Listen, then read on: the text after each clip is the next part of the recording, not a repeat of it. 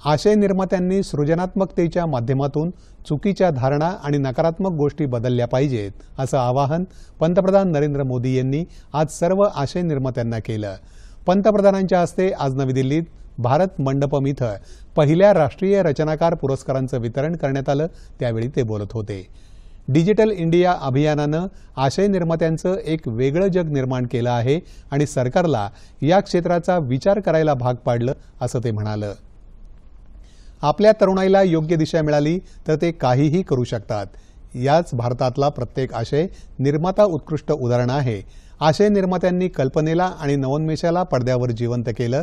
त्यांनी केवळ प्रतिभाच दाखवली नाही तर लोकांना इतर जगही दाखवलं, याकडे पंतप्रधानांनी लक्ष वेधलं। आशय आणि सृजनशीलता एकत्र येतात तेव्हा कार्यक्षमता वाढते।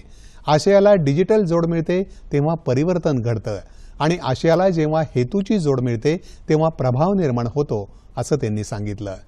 नारी शक्तीचं सामर्थ्य आशय निर्मितीचा प्रमुख भाग होऊ शकतो। स्त्री पुरुष समानता, अंमली पदार्थांविरोधात जनजागृती, मानसिक आरोग्य, मतदान जागृती यासारख्या विषयांवर स्थानिक भाषांमध्ये आशय निर्मिती करून जनजागृती करण्याचं आवाहनही पंतप्रधानांनी यावेळी केलं।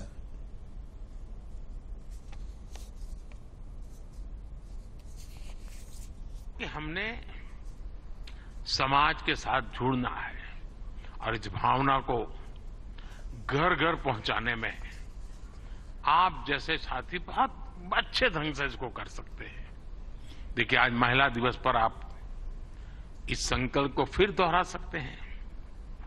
हमारे देश की नारी शक्ति का सामर्थ्य कितना ज्यादा है, वो भी आपके कंटेंट का हिस्सा, प्रमुख हिस्सा हो सकता है। मैं जरूर दावे से कहता हूं जी, आप में से कोई थोड़ा क्रिएटिव माइंड के साथ सुबह से रात तक मां क्या करती है उसी को थोड़ा रिकॉर्ड करके उसको एडिट करके रखें।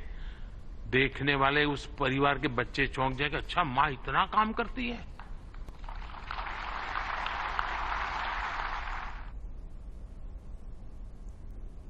देश विकसित भारताच्या दिशेनं वाटचाल करत असून भारत जगासाठी एक मॉडेल बनणार आहे। या तरुणाईचं सहकार्य हवं आहे, असं पंतप्रधानांनी यावेळी सांगितलं। पंतप्रधान नरेंद्र मोदी यांनी यावेळी पुरस्कार विजेत्यांसोबत व्यासपीठावरच संवाद साधला आणि त्यांचे विचार जाणून घेतले, तसंच त्यांना मार्गदर्शनही केलं।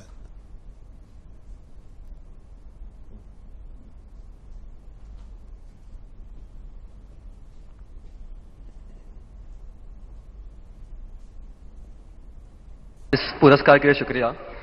मैं बेसिकली एनवायरमेंटलिस्ट हूँ। हम पिछले 6.5 साल से मुंबई में स्वच्छता मुहिम चला रहे हैं, आप ही से प्रेरणा लेके। पिछले 6.5 सालों में उन्होंने 500 से ज़्यादा क्लीन अप ड्राइव्स ऑर्गेनाइज की है। 80 लाख किलो से ज़्यादा कचरा मुंबई से साफ किया है। बट इतने सालों में मैंने एक चीज़ देखी है कि लोगों को कचरा उठाने में शर्म आती है, लज्जा लगती है। कई लोगों ने मुझे कचरे वाला तक कहा है। बट मैं एक चीज़ में विश्वास रखता हूँ कि अगर देश साफ करना है तो हाथ तो गंदे करने पड़ेंगे। Thank you.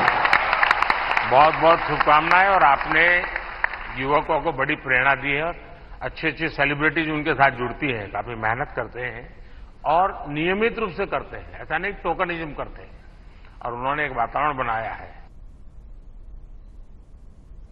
कथाकथन, सामाजिक बदलासाठी प्रयत्न, पर्यावरणीय शाश्वतता, शिक्षण, गेमिंग यासह इतर विविध क्षेत्रांमधील सर्वोत्तम गुणवत्ता आणि तिचा प्रभाव यांची दखल घेण्याच्या हेतूनं या पुरस्कारांची सुरुवात करण्यात आली आहे।